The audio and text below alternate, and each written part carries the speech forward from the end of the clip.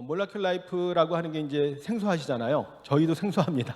근데 저희가 이제 책을 쓰면서 이 새로운 트렌드가 있는데 이런 새로운 트렌드는 역시 좀 새로운 단어로 우리가 좀 써야 되지 않겠는가 해가지고 사실 이렇게 많이 쓰지 않는 말이지만 몰라큘 라이프란 말로 이렇게 정의를 하게 됐습니다. 몰라큘 라이프가 뭔지는 뒤에 설명을 드리겠고요. 지금 부제가 코로나 시대 소그룹 사역과 전망이라서 소그룹에 대한 이야기입니다. 그리고 소그룹은 또 공동체랑 바로 연결이 되기 때문에 오늘날 공동체 상황이 어떻고 왜 소그룹이 중요한지 이런 말씀을 좀 드리도록 하겠습니다.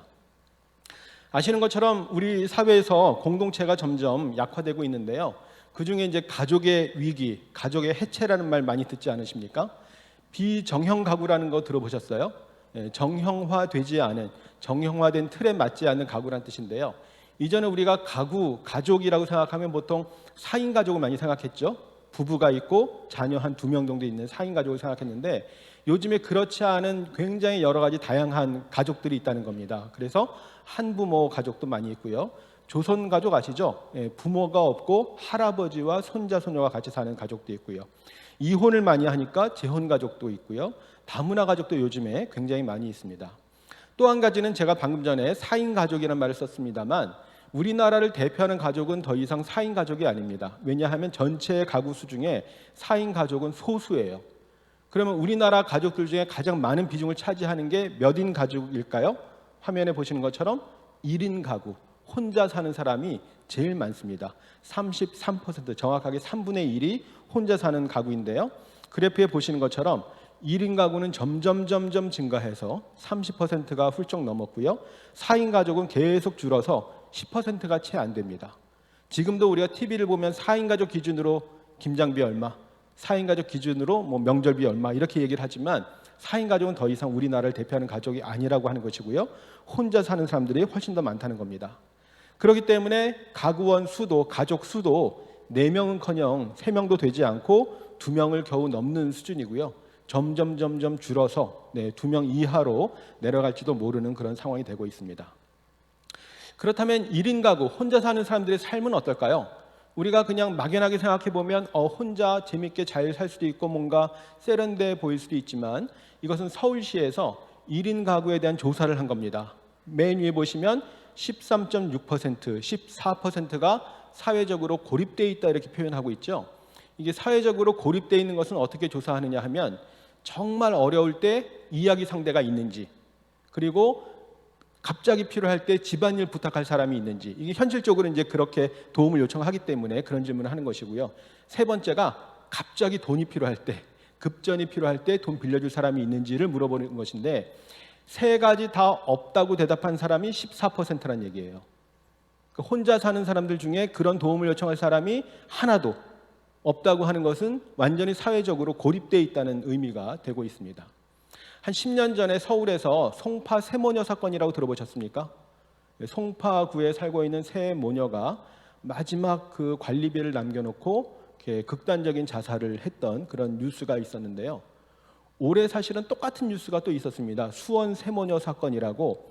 역시 그분들이 사회적으로 고립이 되어 있고 도움을 요청할 사람이 없다는 의미인데요. 바로 지지난주인가 또 신촌에서 세 모녀는 아니고 2 모녀가 또 자살을 하는 그런 일들이 있었습니다. 이런 일들이 벌어지는 이유가 여러 가지 있겠습니다만 그 중에 한 가지는 우리 사회가 공동체적이지 못하다. 옛날엔 윗집 아랫집 형편들을 다 알고 도움이 필요하면 도움 요청하고 그렇게 살았지만 요즘에 그렇지 않다는 거예요. 많은 사람들이 아파트에 살고 있지만 아파트에서 윗집 아랫집 누가 사는지 잘 모릅니다. 그죠? 층간 소음이 있어가지고 뛰쳐 올라가서 이렇게 막 싸우기 전에는 누가 사는지 모르는 경우들이 많이 있다고 하는 거예요. 이런 것들이 공동체 붕괴에 큰 문제가 되고 있습니다. 그래서 나타나는 현상 중에 하나가 고독사라고 많이 들어보시지 않았습니까? 독거노인, 독거어르신들이 혼자 외롭게 살다가 죽음을 혼자 맞이하는 경우들도 많이 있는데요. 고독사 자체는 정확한 통계가 나와 있지 않기 때문에 무연고 사망자 통계를 보게 되면 계속해서 증가 일로에 있는 것을 볼 수가 있습니다. 혼자 외롭게 살다가 죽음을 맞이하는 사람들이 많이 있다고 하는 것인데요. 한 번은 KBS 방송에서 이렇게 연령별 통계가 나온 적이 있었습니다.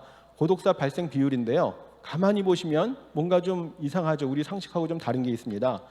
가장 고독사가 많이 일어난 연령이 얼마예요? 50대예요. 제가 딱 50대 중반입니다. 지금 다행히 저는 혼자 살고 있지 않기 때문에 제가 이제 고독사 위험이 높지는 않겠습니다만, 혼자 사는 분들의 경우에 독거 어르신만 위험하다고 생각하는데 그렇지 않고 오히려 50대 사망률이 높다고 하는 것이고요. 마찬가지로 60대만큼이나 40대 사망률이 높죠. 그죠? 70대만큼이나 30대가 많고요. 심지어는 20대도 서울 같은 경우에 그 고시촌 있잖아요. 뭐 대전에도 있겠습니다만 고시촌 원룸 이런 데 혼자 사는 청년들이 사망을 하고 시신이 한참 후에 발견되고 이런 일들이 있습니다. 특히 이런 것들이 우리가 코로나 사태가 예상보다 길어지면서 점점 더 어려움을 호소하고 있고요. 그 관계가 이른바 언택트 방식이라고 많이 들어보셨죠? 언컨택트를 줄여서 언택트라고 하는데, 직접 어떤 대면의 만남이나 모임을 하지 않고 비대면 방식으로 하기 때문에 사람들이 점점 더 관계가 약화되고 있는 그런 현실을 맞이하고 있습니다. 그래서 코로나 블루라고 많이 들어보시지 않았습니까? 코로나 우울이라고 해서 코로나 확산으로 인해서 생기는 여러 가지 불안이나 우울이나 무기력증을 말하는 것인데요.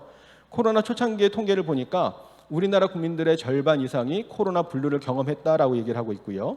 그 다음에 시간이 지나면서 조사를 해보니까 그 비율이 더 늘어서 70% 가까이가 코로나 블루를 경험했다고 얘기를 하고 있습니다. 우리 성도님들은 괜찮으셨습니까? 코로나 3년 지금 가까이 되면서 굉장히 힘든 시간들을 많이 보냈는데요. 사실은 또 성도님들만큼이나 목사님들도 사실은 어려운 시간들 많이 보내셨죠. 특별히 사회적 거리두기가 강화돼서 예배당에 우리가 들어오지 못할 때는 목사님들께서도 그냥 카메라 화면 보고 설교하시고 그런 시간들이 되게 길지 않았습니까? 사실은 목사님들도 정서적으로는 상당히 힘들었단 말씀들을 많이 하고 있습니다. 전 국민들이 코로나로 인해서 굉장히 어려운 시간들을 보냈다고 하는 것이고요. 실제로 저희가 통계조사를 해보니까 코로나 상황에서 신앙생활상의 어려운 것이 무엇입니까? 하고 여쭤보니까 교회 자주 못 가는 것하고 그 다음에 성도 간의 교제를 못하는 것, 이 두 가지가 지금 그래프에 보시면 2020년하고 21년 있는데요. 조사를 여러 번 했거든요. 조사할 때마다 1위, 2위가 좀 바뀌긴 하지만 교회 자주 못 가는 것과 함께 성도 간의 교제를 못하는 것, 결국 공동체적인 교제를 말하는 거잖아요. 이런 것들이 부족해서 어렵다는 얘기들을 많이 하고 있습니다. 저희가 또 기독 청년들 조사를 해본 적이 있었습니다. 기독 청년들 조사했는데 일상생활에서 정서적으로 어떤가를 물어본 것인데요. 거의 하루 종일 슬프거나 짜증이 난다라고 하는 게 22% 동의를 하고 있고요.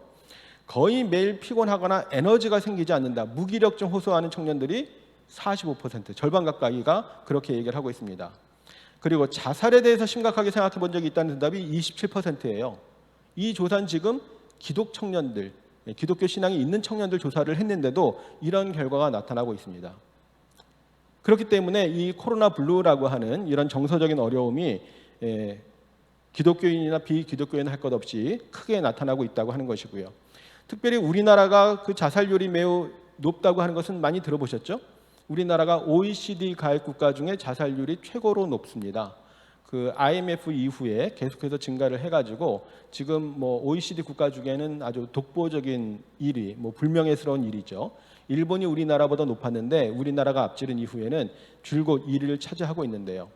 사실 전체적으로 자살률은 좀 감소하고 있습니다. 여러 자살 예방 단체들이 열심히 노력을 한 결과로 자살률이 좀 줄어들고 있습니다만, 문제는 10대, 20대, 30대 사망 원인 1위가 자살이라고 하는 거예요. 전 연령층에서 자살은 사망 원인 한 4위나 5위를 차지하고 있습니다. 암이나 심장질환, 뇌혈관 질환이 더 사망 원인의 높은 수위를 차지하고 있고요. 자살은 그 다음에 이제 보통 5위를 차지하고 있는데, 보시는 것처럼 10대, 20대, 30대에서는 자살이 1위가 되고 있어요. 물론 이 젊은 나이에 암이나 심장질환이 잘 발생하지 않기 때문에 그렇기도 합니다만, 어쨌든 이 젊은 나이에 자살로 생을 마감하고 있다고 하는 것, 오른쪽에 보시면 40대 이후에는 자살률이 마이너스잖아요. 그죠? 자살률이 줄었다는 얘기입니다. 최근에 들어서. 이것은 이제 작년 통계인데요. 그런데 10대하고 20대는 자살률이 더 늘은 것을 볼 수 있죠. 전체적으로는 자살률이 감소하고 있는데 10대, 20대가 높아서 자살률이 떨어지지 않는 그런 결과들을 보여주고 있습니다. 그러니까 코로나 사태 속에서도 젊은 사람들이 훨씬 더 취약했다고 하는 것이고요. 젊은 사람들 취업이 안 되고 또 실업률이 높고 그러지 않습니까? 이런 것들도 사실은 정서적인 어려움을 가져올 수 있다고 하는 것이죠. 기분장애 환자라고 해서 요즘에 우울증 환자라든지 공황장애라든지 심리적인 어려움을 호소하는 분들이 많이 있지 않습니까? 이런 비율도 계속 증가하고 있는 것을 볼 수가 있습니다. 이런 것들은 그냥 정서상에 좀 불안정하고 그런 문제라고 치부하기 어려운 그런 문제들이고요. 아까 말씀드렸던 것처럼 자살로 연결될 수가 있고 또 우리나라 자살률이 굉장히 높은 상황에 처했기 때문에 일종의 사회적인 질병이 되고 있습니다. 단순히 개인의 문제가 아니라 사회적인 질병이 되고 있다고 하는 것이고요. 이런 것은 신앙 공동체에도 큰 위협이 될 수가 있습니다. 사람들이 정서적으로 흔들리게 되면 신앙생활을 잘 할 수가 없고요. 또 일반 사람들도 종교 활동에 관심을 갖지 않게 되기 때문에 이 정서적인 문제를 해결하는 것은 신앙 공동체에서도 굉장히 중요하고 또 우리나라 전체 사회적으로 보더라도 굉장히 중요한 부분을 차지한다고 볼 수 있겠습니다. 이어서 몰라큘 라이프에 대해서 좀 말씀을 드리려고 하는데요. 지금 보신 것처럼 코로나 상황에서 우리가 일상생활이 거의 중단되다시피 하고 관계들이 끊어져 있지 않았습니까? 그래서 우리가 거의 그냥 고립된 상태로 오랫동안 생활을 많이 했는데 그럼에도 불구하고 인간이라고 하는 존재는 사회적 존재이고요. 그렇기 때문에 혼자서는 살 수가 없는 것이죠. 그래서 우리가 여전히 실내에서 마스크를 써야 되고 전에처럼 대규모 집회를 하기는 좀 어려운 상황이지만 그러나 최소한의 관계는 유지하면서 삶을 영위하려고 하는 그런 것을 이제 우리가 몰라큘 라이프라고 합니다. 몰라큘은 우리가 평소에 잘 쓰지 않는 단어이지만 분자를 의미하는 영어 단어예요. 분자. 우리가 원자라는 말이 있지 않습니까? 원자는 영어로 이제 아토믹이라고 하는데 원자는 완전히 그냥 혼자 있는 것을 말하는 것이죠. 사실 이제 많은 학자들이 현대인의 삶을 원자화된 사회라는 표현을 많이 합니다. 거의 모래알처럼 이렇게 따로따로 있기 때문에. 그러나 우리가 최소한의 사회관계는 유지하려고 하기 때문에 완전히 원자화된 것은 아니고 분자화된 형태로 삶을 영위하게 될 것이다 라고 해서 저희가 몰라큘 라이프라고 표현을 했습니다. 그런데 이런 사회관계는 점차 변하고 있는데요. 사람들이 점점 느슨한 관계를 원한다고 하는 것입니다. 영어로 weak tie라는 표현을 썼습니다만 아까 이제 공동체라는 표현을 썼는데요. 과거에 우리가 아는 공동체라고 하는 것이 윗집 아랫집 사정을 다 알고 있고 숟가락 젓가락 밥그릇 몇 개 있는지 다 알고 있던 이것이 이제 우리 옛날의 모습이었는데 요즘엔 그렇지 않잖아요. 그죠? 그런 것들을 오히려 불편해하기도 합니다. 사람들이 공동체를 선호하면서도 너무나 지나치게 간섭을 하고 또 참견하고 개입하는 것을 원하지 않는 것이죠. 그런 점에서 사람들이 점차 느슨한 관계를 원하는 방식으로 바뀌고 있다고 하는 것입니다. 그래서 개인주의 사회로 변하면서 과거의 어떤 집단주의적인 그런 방식은 바뀌고 있다고 하는 것이죠. 이런 것들은 신앙생활에도 교회 생활에도 영향을 미치게 됩니다.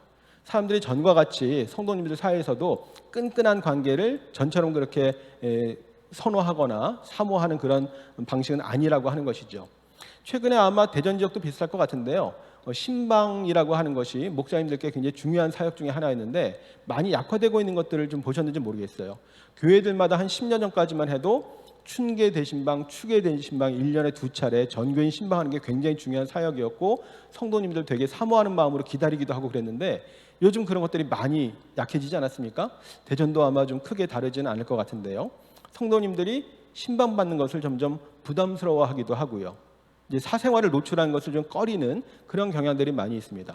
요즘에 그 집들이를 할 때도 사람들 집으로 잘 초대 안 하고 그러지 않습니까? 그 집들이가 영어로 하우스 워밍 파티라고 해요. 집을 따뜻하게 해주는 거예요. 이사를 했기 때문에 사람들이 많이 가서 북적북적하게 집을 덮여주는 그런 일을 하는 것이 집들이라고 할 수 있는데 요즘에 사람들을 집으로 잘 초대하지 않는 거죠. 집으로 초대해서 식사하고 이런 것들을 되게 번거롭게 생각하는 경향들이 있습니다. 아까 우리 목사님께서 직분에 대해서 말씀하셨는데 지금 재직 세미나를 하고 있습니다만 직분에 대한 생각들도 좀 변하고 있는 것 같아요. 제가 몇 년 전에 코로나 전에 서울에서 CBMC라고 하는 단체가 전국적으로 있습니다. 기독 실업인회라고 주로 이제 사업을 하거나 전문적인 일을 하는 기독교인들, 주로 장로님들 중심으로 이렇게 모이는 단체가 있거든요. 거기 서울의 어느 지부에서 제가 강의를 몇 번 했는데요. 거기 회장님이 장로님이셨어요. 60대 장로님이셨어요. 그 장로님이 그런 표현을 하시더라고요. 본인이 60대 장로인데 본인만 해도 선대 장로님들처럼 이 장로 직분에 대해서 그렇게 사모하는 마음이 사실은 많지 않다고 솔직하게 얘기를 하시더라고요. 본인보다 더 윗대 장로님들은 장로가 되는 걸 굉장히 소중하고 귀하게 생각하고 장로가 되기 위해서 열심히 노력도 하고 사람들에게 인정받으려고 하고 했는데 본인은 별로 그런 마음이 없다는 거예요. 그냥 교회에서 그래도 인정을 해주시고 목사님도 인정해 주시니까 감사하는 마음으로 하고는 있지만 그만큼의 사모하는 마음이 없다고 자기들 세대가 그렇다고 하시더라고요. 그러면서 하시는 말씀이 그런데 요즘 젊은 40, 50대들은 장로시키면 교회 안 나갑니다 그런다는 거예요. 제가 그 말을 듣는 순간에 굉장히 공감이 되더라고요. 안타깝지만 바람직하지 않죠, 그죠? 직분이라고 하는 것은 성경에서도 말씀하고 있고 공동체를 세우는데 굉장히 중요한 은사라고 할 수 있습니다. 그런데 교회들마다 그런 것들이 조금 이렇게 왜곡이 되면서 직분이라고 하는 것이 하나의 위계 질서처럼, 장로님이면 물론 이제 교회 어른이시긴 합니다만 너무 이제 어른 행세를 한다든지 자칫 좀 이렇게 군림하는 역할을 한다든지 하면 그런 거 불편해 하거든요. 그러니까 젊은 사람들이 그런 위계 질서를 별로 좋아하지 않는다는 거예요. 특히 요즘 젊은 사람들은요, 동문회, 동호회, 무슨 향후회, 동창회 이런 거 별로 좋아하지 않는다는 얘기들을 많이 합니다. 서울에 가면 대학들마다 재경 무슨 동문회, 향후회 이런 거 많이 하거든요. 재연이라는 게 이제 서울에 있는 그런 말이죠. 재연, 무슨 대전, 충남, 동호회, 무슨 동창회 이런 것들을 하는데 요즘에 그런 걸 잘 안 한다는 겁니다. 왜 안 하냐 하면 거기 들어가게 되면 선배, 후배, 위계 질서 같은 걸 너무 따지기 때문에 피곤하다는 거예요. 그리고 본인들이 좋아하는 취향을 이렇게 가지고 활동할 수 있는 그런 자발적인 동호회를 훨씬 더 선호한다는 얘기들을 많이 하고 있습니다. 혹시 들어보셨는지 모르겠는데 요즘에 젊은 사람들이 유료 북클럽 같은 거 많이 해요. 책 보고 토론하고 그런 것들을 좋아하는데 유료 모임에 돈을 내고 하는 거예요. 자신들한테 유익하고 좋아하는 것은 회비를 내고라도 가지만 그렇지 않은 것은 밥을 사준다고 해도 안 간다는 겁니다. 이런 식으로 사회관계가, 인간관계가 바뀌고 있다고 하는 것을 우리가 참고할 필요가 있습니다. 실제로 조사를 한 내용에 보게 되니까 인간관계에 대한 생각들이 많이 바뀌고 있다는 겁니다. 화면에 보시면 나는 가끔 몇 번 보지 못한 관계의 타인이 좀 더 편하다고 느낄 때가 있다. 몇 번 보지 못하는 잘 모르는 사람이 더 편하다는 거예요. 왜 그럴까요? 아는 사람들이 오히려 불편하고 나를 너무나 잘 알고 있기 때문에 오히려 불편할 수 있다고 하는 겁니다. 나를 잘 모르면 좀 잘난 체할 수도 있잖아요. 내 약점을, 허점을 잘 모르니까 그냥 이렇게 가식을 좀 떨 수도 있잖아요. 근데 나를 속속들이 잘하는 사람 앞에서는 그렇게 못하죠. 뭐 저도 마찬가지입니다. 여기서 이렇게 강의를 하고 있지만 저를 속속들이 잘 아는 사람한테는 굉장히 좀 창피할 수도 있잖아요. 그런 걸 사람들이 원하지 않는 경향들이 생기고 있다고 하는 것이고요. 두 번째 보시면 나는 가끔씩 인간관계를 정리할 필요를 느낀다라고 하고 있습니다. 인간관계가 너무나 복잡하고 얽혀 설켜 있어서 피곤하다는 거예요. 우리 성도님들도 핸드폰에 연락처, 전화번호 꽤 많이 있지 않나요? 보통 몇백 명씩은 되고요. 인간관계 넓은 분들은 1000명이 넘어가고 하는데요. 좀 정리해야 되겠다는 그런 생각이 들기도 합니다. 마지막으로 최근 느슨한 인간관계를 선호하는 사람들이 많아진 것 같다라고 하는 게 68%나 동의를 하고 있습니다. 사람들이 예전과 같은 그런 너무나 지나치게 끈끈한 그런 관계는 원하지 않는 경향들이 생기고 있다고 하는 거예요.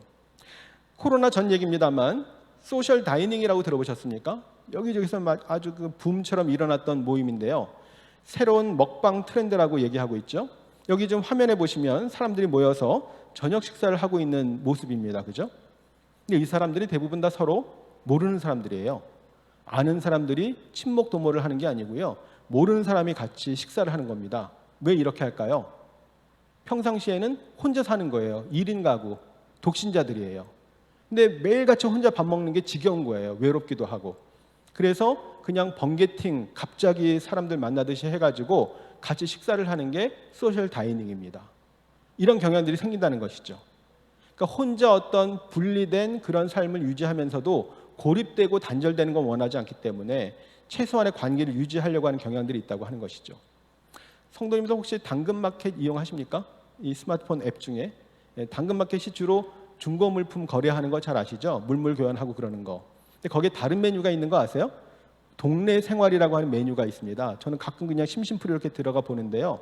거기는 물건을 서로 사고 팔고 하는 게 아니라 정보 교류도 하고요. 우리 동네 맛있는 중국집 어디 있어? 이런 거 올리면 사람들이 막 답을 해줍니다. 근데 그런 것만 나오는 게 아니고요. 내가 이번 주말에 갑자기 약속이 취소됐는데 저하고 같이 등산 갈 사람 찾습니다 하면 사람들이 막 답을 올려요. 이게 지역 기반으로 한 앱이잖아요. 내가 올리면 서울 사람이 대답하는 게 아니고요. 대전에 우리 동네에 있는 사람들이 답을 올리는 거예요.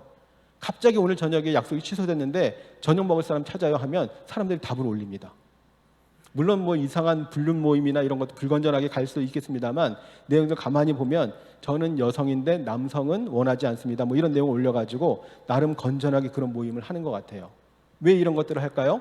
외롭기 때문에, 혼자 사는 삶이 여러 가지로 편리해 보이지만 또 좋지만은 않기 때문에 이런 것들을 추구한다고 하는 것이죠. 이런 것들이 이제 코로나 상황에서 지금 나타나고 있는 하나의 트렌드라고 볼 수 있습니다. 사람들이 공동체를 원하는 그런 기본적인 욕구가 있다고 하는 것인데요. 사실은 공동체의 원형은 교회 소그룹이라고 할 수 있습니다. 교회들마다 소그룹이 있습니다. 전통적으로 장로교에서는 구역이란 말을 많이 써왔고요. 감리교에서는 속회라는 말을 쓰기도 합니다.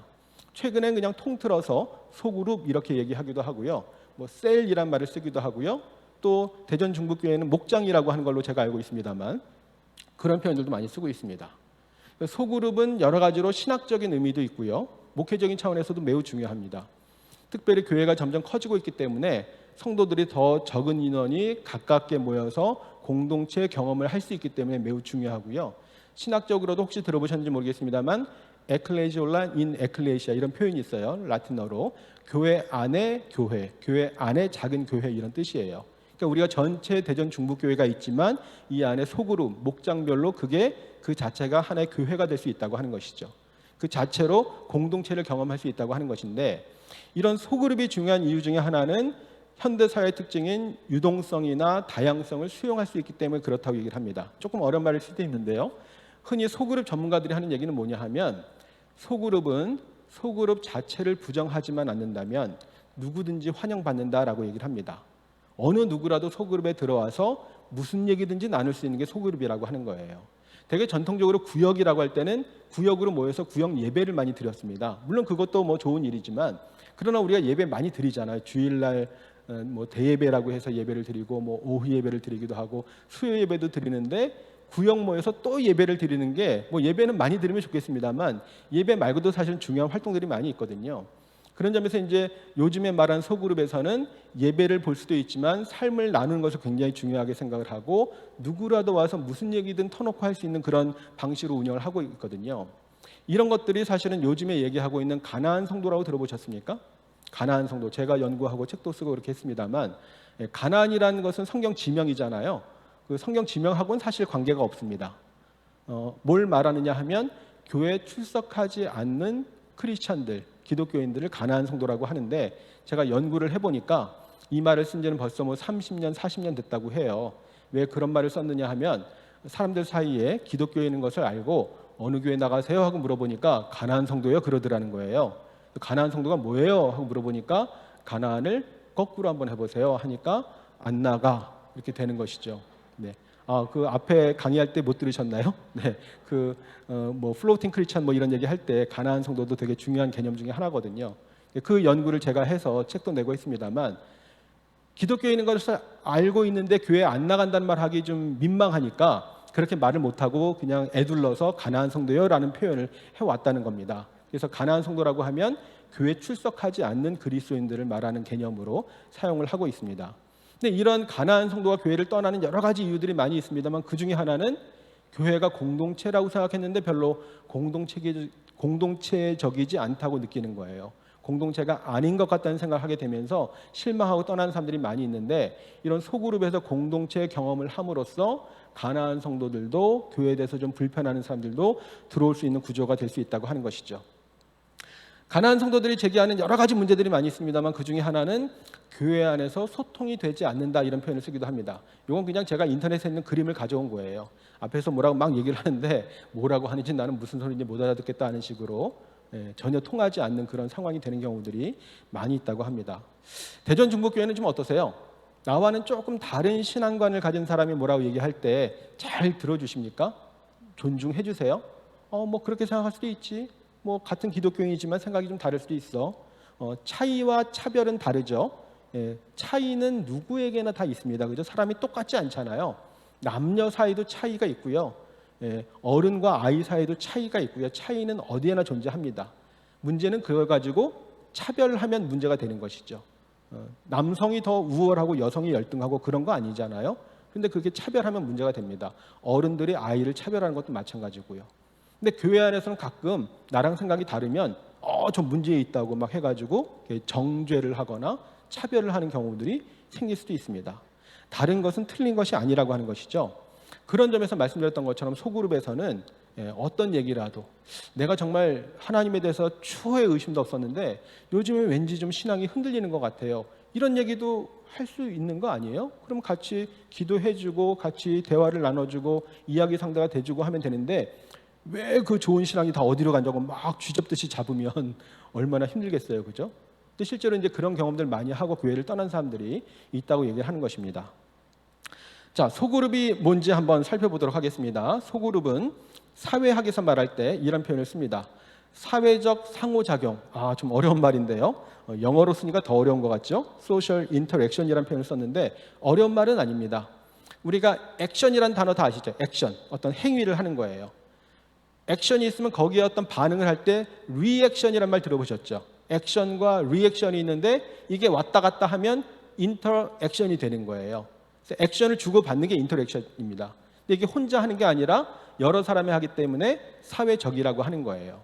그러니까 사람들 사이에 행위가 왔다 갔다 하는 것을 사회적 상호작용이라고 얘기를 하는데 이런 것들을 전제로 해서 어떤 사회적인 협동 행위를 계속하고 있는 그런 집단을 소그룹이라고 얘기를 하는데요. 첫 번째는 대면 접촉을 중요하게 생각합니다. 영어로 이제 페이스 투 페이스라고 해가지고 얼굴을 마주보는 그런 관계. 요즘 이제 코로나 때문에 온라인으로 많이 바뀌긴 했습니다만 본래 이제 소그룹은 대면 접촉이 가능한 집단입니다. 우리가 되게 지금 강의하는 이 세팅도 그렇습니다만 예배 시간에는 서로 얼굴을 마주보기는 좀 어렵죠.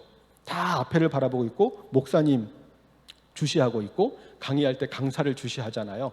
성도님들 사이에 얼굴을 볼 기회가 별로 없잖아요. 소그룹은 앉아 있으면 서로 얼굴을 마주하고 편하게 대화를 할 수가 있습니다. 일정 기간 존속합니다. 소그룹은 그냥 어쩌다 한번 모였다 헤어지는 게 아니라 일정 기간 6개월이나 1년이나 또는 그 이상도 존속을 하고요. 구성원, 멤버를 말합니다. 멤버들 사이에 서로 의존 관계가 있습니다. 자꾸 서로 모여서 대화를 하고 모임을 하기 때문에 의지하게 되는 것이죠.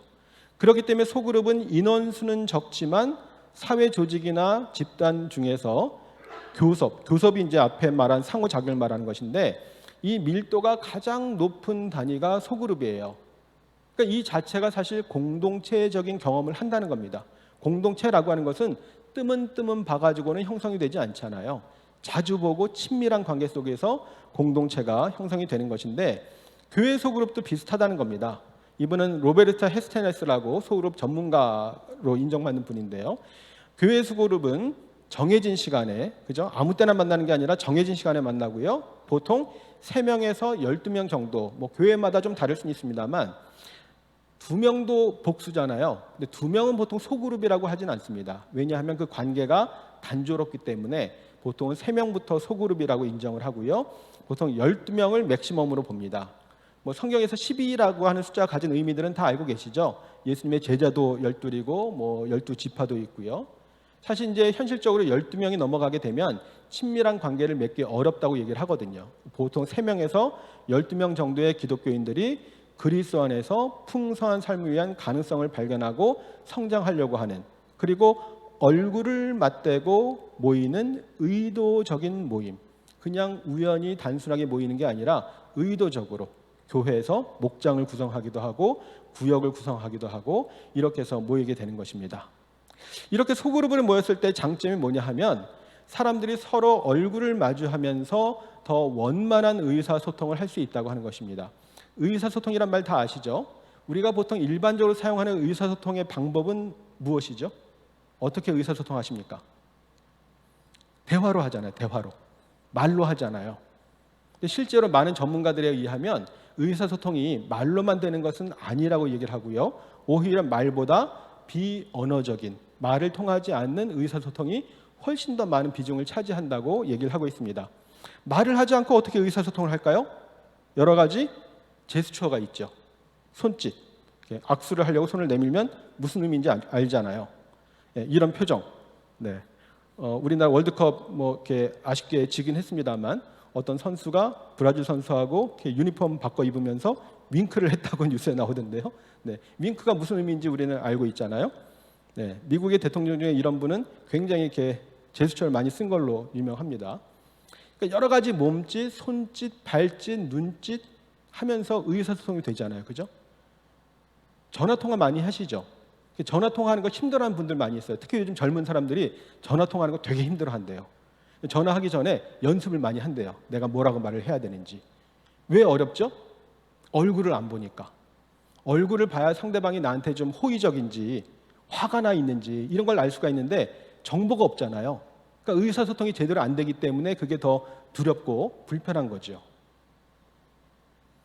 핸드폰 요즘에 많이 쓰잖아요. 우리 어르신들까지도 스마트폰 많이 쓰잖아요.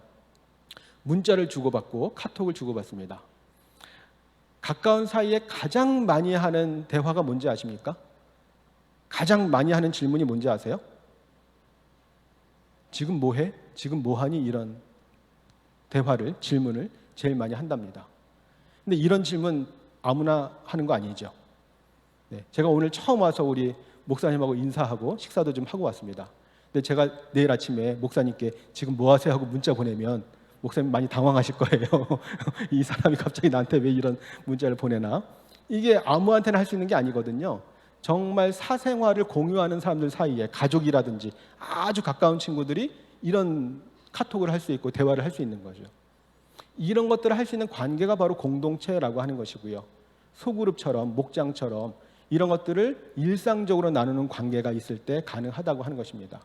그러니까 이런 관계가 충분히 많이 있다고 하는 것은 앞에 보셨던 것처럼 사회적인 고립과는 점점 거리가 멀겠죠.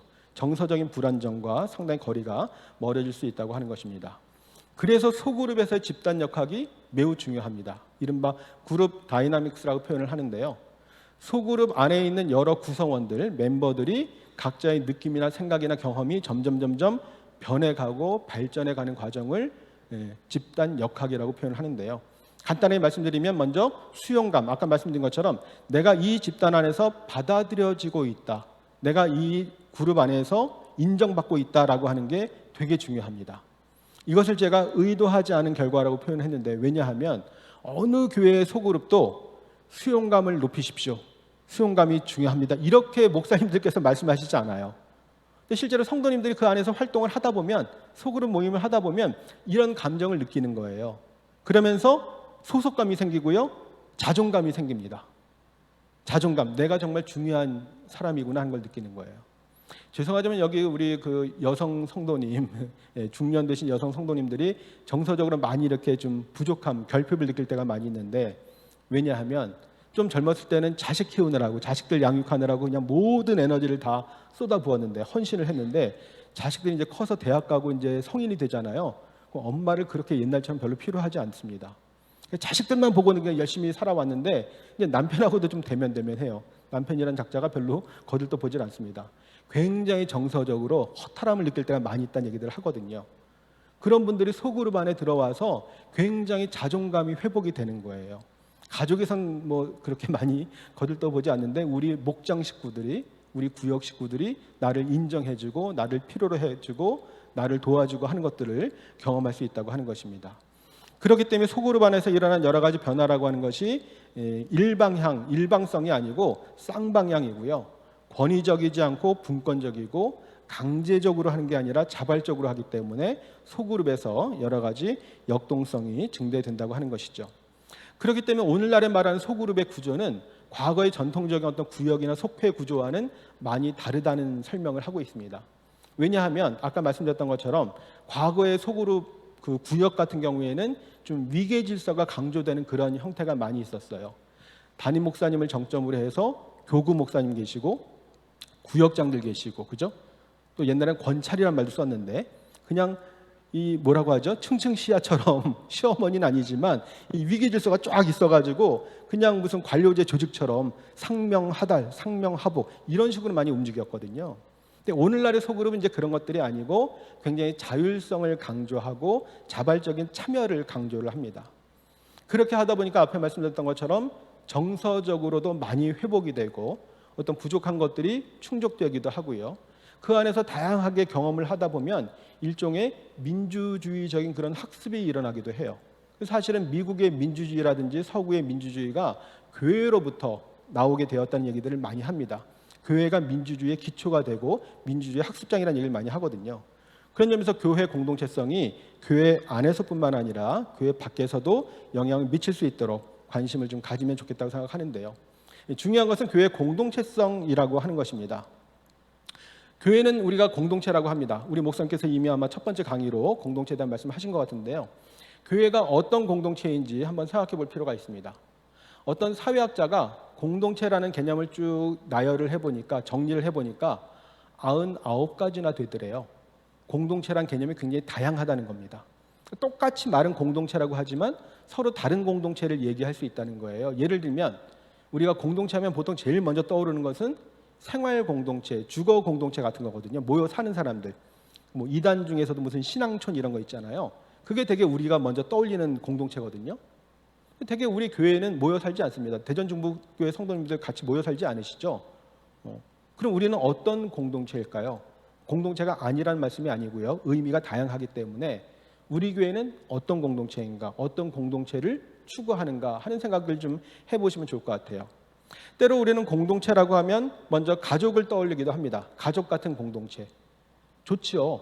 근데 아까 말씀드렸던 것처럼 현실의 가족이 꼭 그렇게 이상적인 공동체가 아닐 수도 있습니다. 가족의 여러 가지 위기나 해체나 심지어는 가족 동반 자살까지도 이루어지기 때문에 가족 자체가 이상적이라고 보기는 좀 어려워요. 또 가끔 어떤 목사님들 같은 경우에는 목사님 말씀 한마디에 일사불란하게 움직이는 그런 게 공동체죠라고 하는데 저는 좀 군대 같은 느낌이 듭니다. 군대하고 공동체는 많이 다릅니다.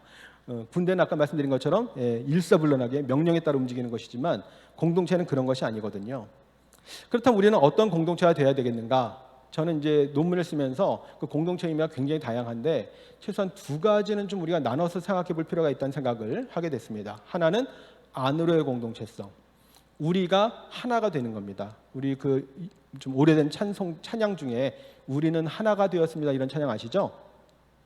아십니까? 네, 그런 찬양처럼 우리 성도들이 지체라고 표현하잖아요. 성경 말씀에도 있고요. 그렇게 하나가 되고 연합하고 결속하는 것을 말합니다. 7, 80년대 한국교회가 성장했을 때 이런 것들이 굉장히 중요하게 작용했다고 얘기를 하기도 합니다. 7, 80년대 한국교회가 아주 폭발적인 성장을 했던 거 아시죠?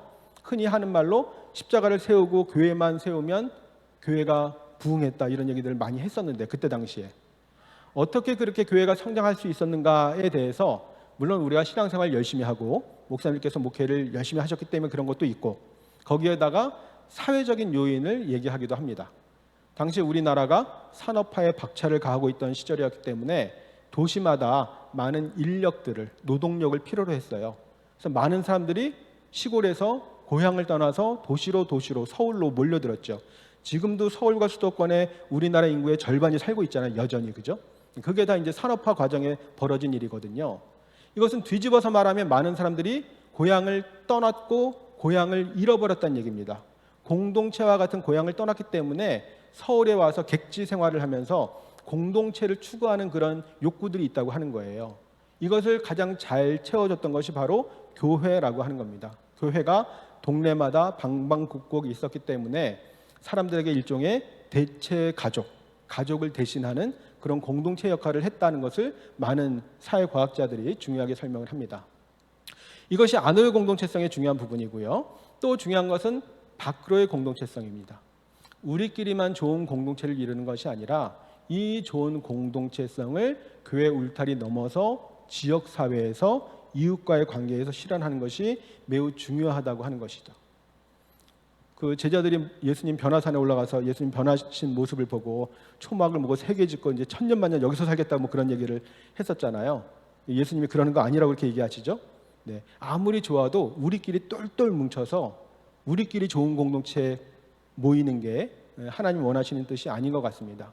우리끼리 좋은 공동체를 이루고 이 공동체 정신이 교회 밖으로까지 영향을 미치는 그게 바로 밖으로의 공동체성이라고 할 수 있겠고요. 사회학에서는 종교의 사사화란 말을 쓰는데 좀 어려운 말이지만 한자가 있죠. 개인사, 일사. 요즘의 종교가 꼭 우리 기독교 개신교뿐만 아니라 불교도 마찬가지고 다른 종교도 다 개인적인 차원에 머물러 있는 개인적인 종교가 돼버렸다는 비판들을 많은 사회과학자들이 얘기를 하고 있습니다. 실제로 우리 기독교 신앙도 우리 개인에게는 굉장히 의미가 있지만 우리 지역사회에서 이웃과의 관계에서 그렇게 역할을 잘 감당하지 못할 때가 많이 있거든요. 그러니까 이런 것들을 극복하는 게 매우 중요하다고 하는 것인데요. 그런 사례로 얘기하는 미국의 교회가 하나 있는데 혹시 들어보셨는지 모르겠어요. 세이비어 교회라고 들어보셨습니까? 미국 워싱턴에 있는 세이비어 교회라고 우리나라에 번역된 책도 많이 있습니다. 이 고든 코스비 목사님이 몇 년 전에 돌아가셨습니다만 이 목사님이 평생 150명이 넘지 않는 크지 않은 교회를 목회를 하셨는데 교회 건물도 없이 여기 지금 이렇게 카페가 있는데 이 카페에서 모였거든요. 이 카페에 지금 영어로 토기장이의 집이라고 써 있습니다. 토기장이의 집이라고 하는 북카페에 모여가지고 예배를 드렸는데 이 작은 교회가 굉장히 많은 사회적인 프로그램, 사회 참여를 하고 그래서 유명한데 사실은 영성도 굉장히 강조했습니다. 그래서 이분 책에 보면 안으로의 여정, 밖으로의 여정 이런 표현이 나와요. 근데 이 말은 제가 논문 쓴 다음에 나왔습니다. 제가 이 책을 보고 똑같이 흉내낸 게 아니라 제가 논문을 먼저 썼는데 나중에 보니까 이분도 똑같은 얘기를 하는 거예요. 안으로의 여정이 영성을 말합니다. 그래서 영성 훈련을 굉장히 강조해요. 이 교회는 일반 교회인데 거의 뭐 신학교 수준으로 영성 훈련을 강조하는 것으로 알고 있어요. 여러 신학자들도 와서 참여를 할 정도로. 그런데 우리끼리 영성으로 빠지는 것이 아니라 지역사회에 참여하는 사회적인 영성, 사회적인 차원의 참여들이 많이 있다고 하는 것이죠. 그런 점에서 교회가 이 안으로의 공동체성과 밖으로의 공동체성을 겸비하는 것이 매우 중요하다는 것입니다. 저희가 몇 년 전에 교회에서 제자 훈련에 대한 조사들을 했었는데요. 내용들을 다 소개하기는 어렵지만 결론적으로 그 중에 한 가지는 지금 기사에 나와 있는 것처럼 많은 교회나 또는 선교단체가 하는 그런 제자 훈련들도 내부 활동과 지식적인 훈련에 치우쳐 있다는 그런 결론에 이르게 됐습니다. 많은 교회들이 또 선교단체들이 제자 훈련, 양육을 열심히 하고 있는데 그 열심히 해가지고 그 결과가 뭐냐 하면 그냥 내부 활동 잘하도록 그 단체나 교회를 위한 일꾼을 만드는 데 그치고 있다는 거예요. 물론 일꾼들이 필요합니다. 교회 내부 봉사도 필요하고요. 근데 교회 안에서뿐만 아니라 교회 밖으로까지 그런 영향력이 미치는 게 중요하다고 하는 것이죠. 미국의 유명한 교회 중에 하나가 윌로크릭 교회라고 있는데요. 이 교회가 벌써 오래전에 한 10년 넘었습니다만 이런 책이 나왔는데 우리말로는 발견이라고 번역돼서 나왔어요. 이게 뭐냐 하면 윌로크릭 교회 자체적으로 그 교회를 조사하고 진단한 보고서예요. 그 결과 중에 이런 표현이 나옵니다. 우리 교회가 윌로크릭 교회가 11조를 하고 전도를 하고 봉사를 하는 영적인 활동과 하나님과 이웃을 진정으로 사랑하는 영적 성숙함은 교회를 같이 하지 않았다. 병행하지 않았다는 얘기입니다. 그러니까 하나님은 열심히 사랑했는지 몰라도 이웃 사랑으로 연결되지 않았다는 거예요.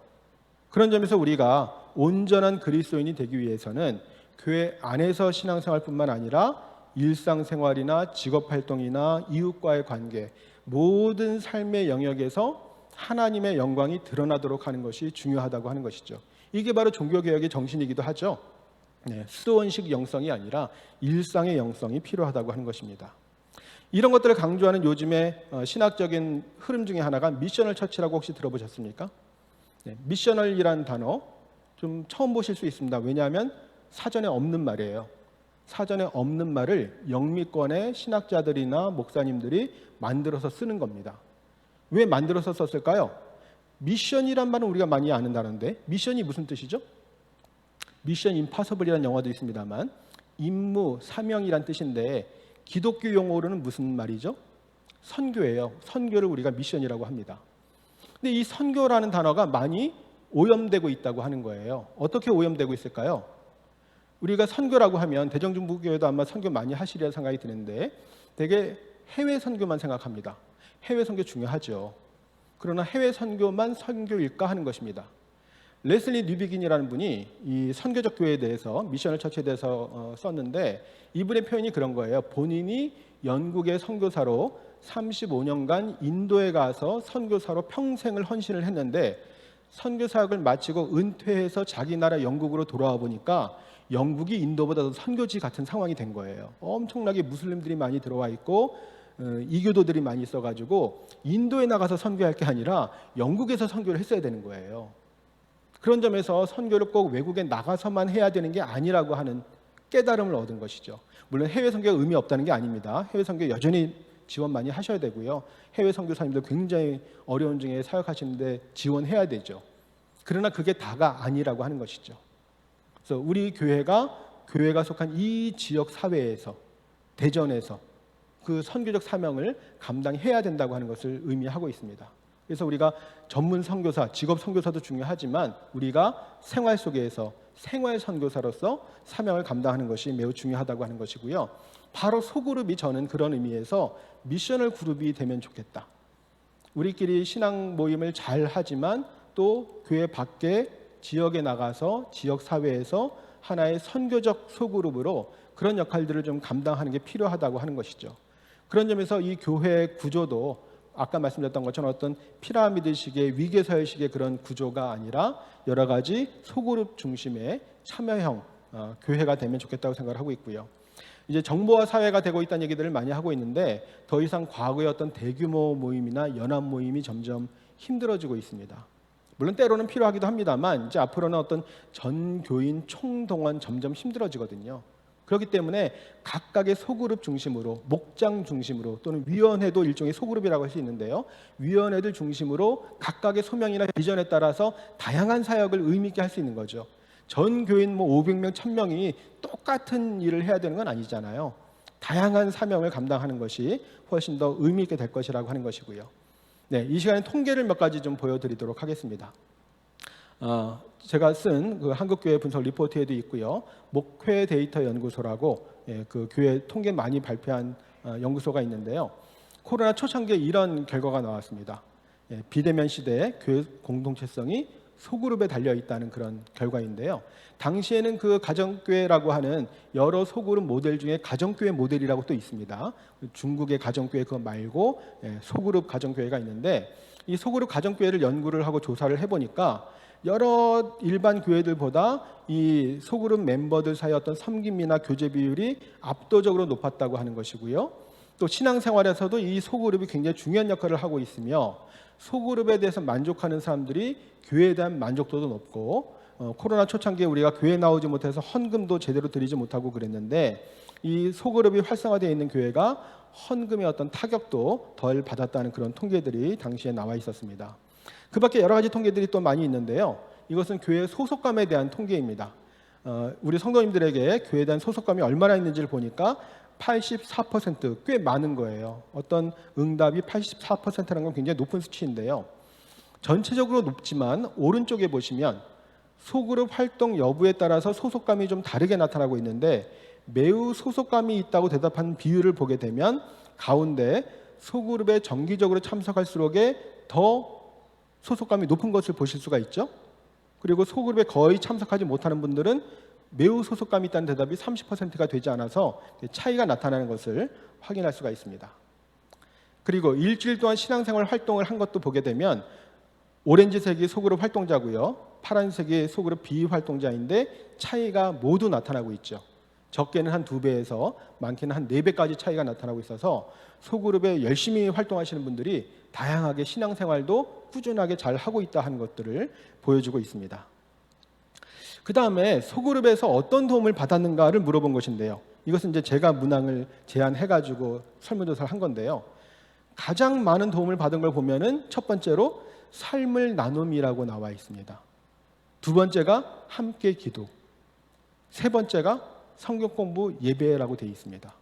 아까 말씀드렸던 것처럼 전통적으로 구역 모임을 하는 경우에는 구역 예배를 드리는 경우들이 많이 있어요.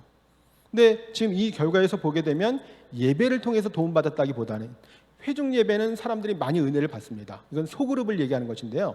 소그룹에서 예배는 네 번째니까 낮지는 않지만 첫 번째가 삶을 나누는 거라고 되어 있잖아요. 우리 성도님들 목장에서 삶을 많이 나누세요?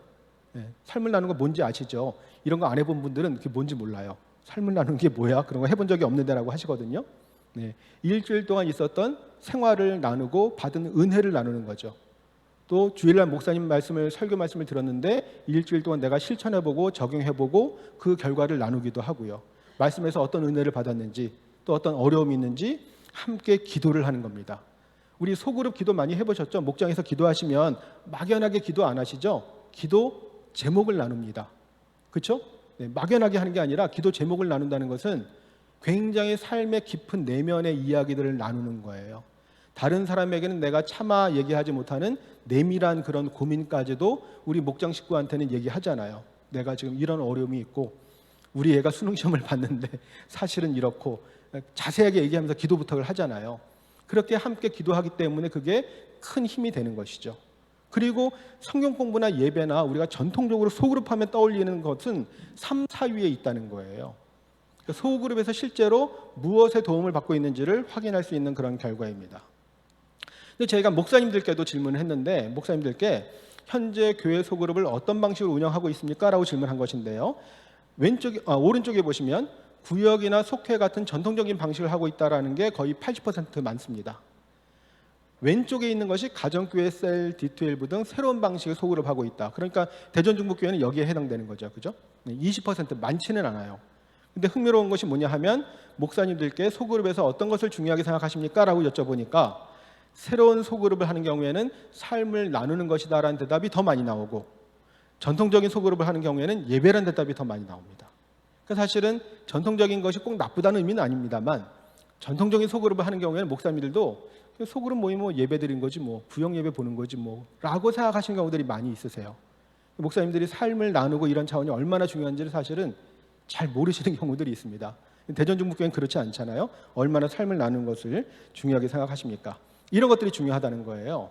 그래서 결과적으로 소그룹에 참석하시는 분들에게 일상생활에서 어떤 변화가 있는지를 이렇게 여쭤본 것인데요. 아까 보셨던 것처럼 청년조사에서 이런 거 물어봤잖아요. 가족과의 관계가 좋아졌다. 고립, 소외감이 줄었다. 불안, 우울감이 줄었다. 분노, 짜증, 스트레스 줄었다라고 하는 게 보시면 어떻게 됩니까? 정확하게 비례하고 있죠. 거의 불참하는 사람 응답이 제일 낮고요. 가끔 참석 그리고 정기적으로 참석하는 분들이 제일 좋아졌다, 줄었다는 응답이 많이 나오고 있습니다. 소그룹에 열심히 참석하는 분들이 실제로 정서적으로 굉장히 도움을 많이 받고 있다는 그런 통계 결과입니다.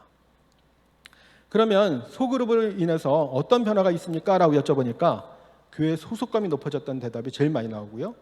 성경 말씀이 더 의미 있게 되었다는 대답도 많이 나옵니다. 왜 소그룹을 하는데 성경 말씀이 의미 있게 되죠? 아까 말씀드린 것처럼 목사님 설교 말씀 잘 듣는 것도 물론 은혜가 되지만 소그룹 안에서 일종의 되새김질을 하는 거예요. 나는 그 말씀 이렇게 이해했는데 나는 그 말씀 이렇게 적용해봤는데 성도님은 우리 목장 식구는 어떻게 하셨어요? 이렇게 얘기하면서 서로 더 실제적으로 와닿는 거예요. 성경 말씀이. 그래서 더 의미 있게 되는 것이죠. 그리고 이웃과 사회에 대한 관심도 커졌다고 하죠. 그러니까 소그룹에 대한 관심이 우리끼리만의 그런 소그룹이 아니라 이웃과 사회에 대한 관심으로까지 확장되고 있다고 하는 것을 볼 수가 있습니다. 또 중요한 게 뭐냐 하면 좀 복잡한 표를 제가 가지고 왔는데요. 제목이 신앙생활을 통한 행동의 성경적 변화라고 되어 있죠. 그러니까 신앙생활이 행동상의 어떤 성경적인 변화를 가져왔는지를 물어본 거예요. 그래서 제일 위에 보시면 매우 많이 변화, 어느 정도 변화, 별로 변화되지 못함, 전혀 변화되지 못함 하고 제일 오른쪽에 변화됨 73% 이렇게 돼 있죠. 숫자 보이십니까? 네, 그러니까 전체적으로 성도님들에게 질문했을 때 내 행동이 성경적으로 변했다라는 대답이 73%예요. 뭐 나쁘진 않습니다. 근데 이 내용이 구체적으로 보면 좀 차이가 있다는 겁니다. 맨 왼쪽에 보시면 첫 번째가 교회 직분이죠. 직분상에 중직자가 이제 직분이 제일 높다고 표현할 수 있잖아요. 중직자분들 어떻게 응답했냐면 85%라고 나와 있습니다. 그죠? 평균보다 높아요. 그죠?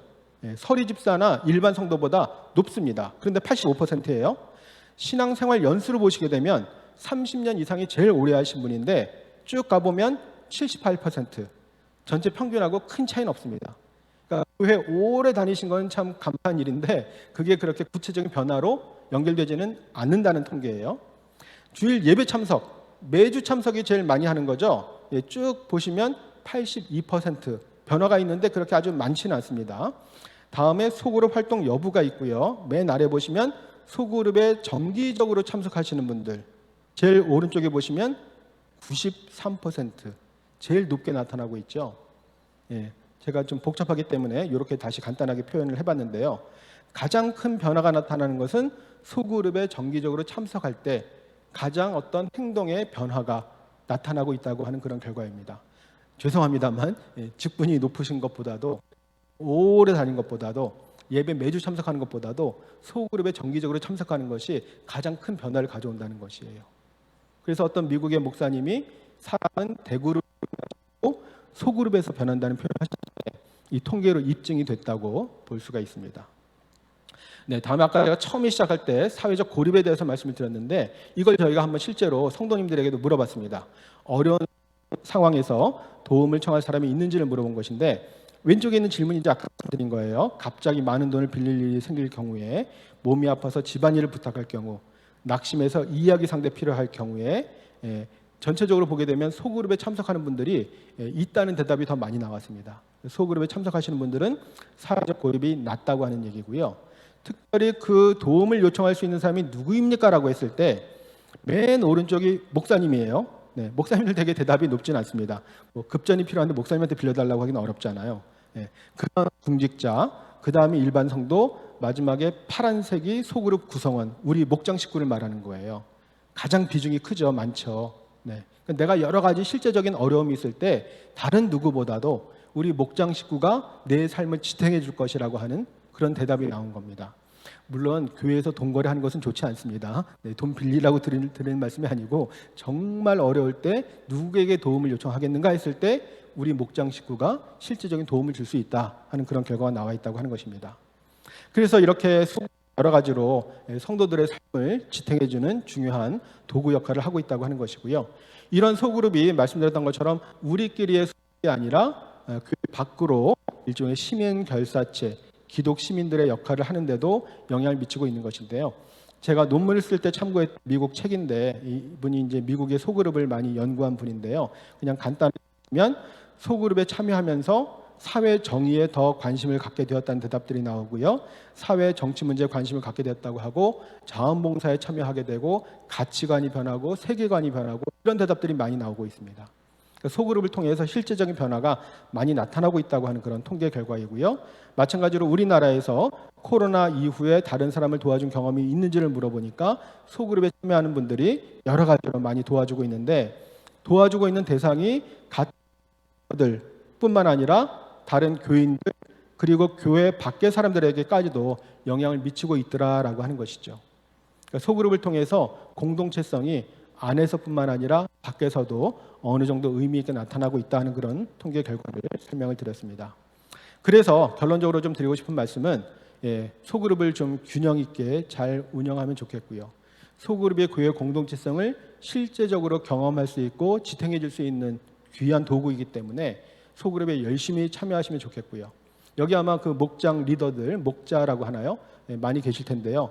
목자님들께서 더 많은 성도님들이 적극적으로 소그룹 활동을 할 수 있도록 좀 다독여 주시고 하면 좋을 것 같아요. 몇 가지 뭐 다 아시는 내용이지만 제안을 드린다면 일부 교회에서 소그룹을 교인 관리 목적으로 한다든지 지나치게 교회 내부 활동으로 치중하는 경우들이 있는데 이런 한계를 좀 넘어설 필요가 있다고 하는 것이고요.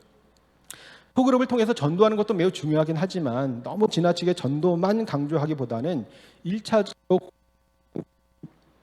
1차적으로 공동체적인 경험이 매우 중요합니다. 그래서 우리가 공동체 경험을 하고 이것을 통해서 나의 어떤 필요가 채워지면 자연스럽게 밖으로 관심이 나타나게 되고 전도도 하고 봉사도 하게 되는 것이거든요. 무엇보다도 소그룹 안에서 공동체 경험을 하는 것이 중요하고요. 이런 것들이 자발적으로 잘 이루어질 수 있도록 다양한 아웃리치, 외부 사역을 개발하는 것도 매우 중요합니다. 그래서 그냥 허구한 날 우리끼리만 이렇게 삶을 나누고 기도하고 거기서 끝나지 마시고 굉장히 중요하지만 거기서 끝나기보다는 교회 밖으로 좀 관심이 나타날 수 있도록 그래서 우리가 뭐 선교 후원금을 보내기도 하지만 여러 선교 단체 직접 뭐 방문해 본다든지 우리가 봉사할 수 있는 단체에 방문해서 직접 봉사를 한다든지 그런 참여를 하는 것도 중요하고요. 혹시 책을 보셨는지 모르겠습니다만 이 한국교회 트렌드라는 책을 보시면 퍼블릭 처치라는 부분이 있는데 거기도 제가 썼습니다. 그래서 퍼블릭 처치라고 하는 게 교회의 어떤 공적인 책임, 사회적인 책임을 말하는 것이거든요. 저는 이 부분도 소그룹이 굉장히 중요한 역할을 할 수 있다고 생각이 들어요. 그래서 말씀드렸던 것처럼 소그룹을 통해서 다양한 지역사회 활동, 마을 공동체 활동을 할 수 있도록 TF라고 하는 것은 이제 태스크포스라고 어떤 전략 기획팀을 말하는 것인데 모든 소그룹이 해야 될 필요는 없겠습니다만 소그룹들 중에도 그런 데 관심 있는 소그룹들이 또 있을 수 있거든요. 그런 경우에 그런 소그룹들을 중심으로 자발적으로 공부도 좀 해보고 세미나도 해보시고 또 지역 조사도 한번 해보시고 우리 마을에 좀 도움이 필요한 사람들이 누가 있는지 아까 말씀드렸던 것처럼 좀 고립되어서 단절되어 있는 정말 도움이 필요한 사람들이 이웃 중에 누가 있는지 이런 분들을 좀 찾아보는 또 굉장히 의미 있다고 생각이 듭니다. 아마 목사님께서도 공동체를 많이 강조하신 걸로 알고 있는데요. 네, 교회 안에 여러 가지 활동들, 뭐 예배부터 해서 다 공동체성을 드러내는 활동들이긴 합니다만 역시 소그룹이 또 굉장히 중요한 수단이라는 것을 오늘 말씀드리고 싶었습니다. 그러나 이것은 저절로 자동적으로 일어나는 것은 결코 아닙니다. 통계에서 여러 가지 긍정적인 신호들을 많이 보여주고 있지만 이것은 그냥 나타나는 게 아니고요. 소그룹에 참여하시는 여러 성도님들의 노력, 헌신적인 참여, 또 이 소그룹을 운영해 나가시는 목자님들, 목장 리더들, 이런 역할들이 굉장히 중요하거든요. 그래서 목사님 강조하시는 그런 공동체 여러 가지 요소들을 이 소그룹 안에서 다양하게 경험하고 이 대전 중북교회를 하나님께서 귀하게 쓰시는 공동체로 바로 세워나가실 수 있기를 간절히 바라면서 제 강의를 마치도록 하겠습니다. 감사합니다.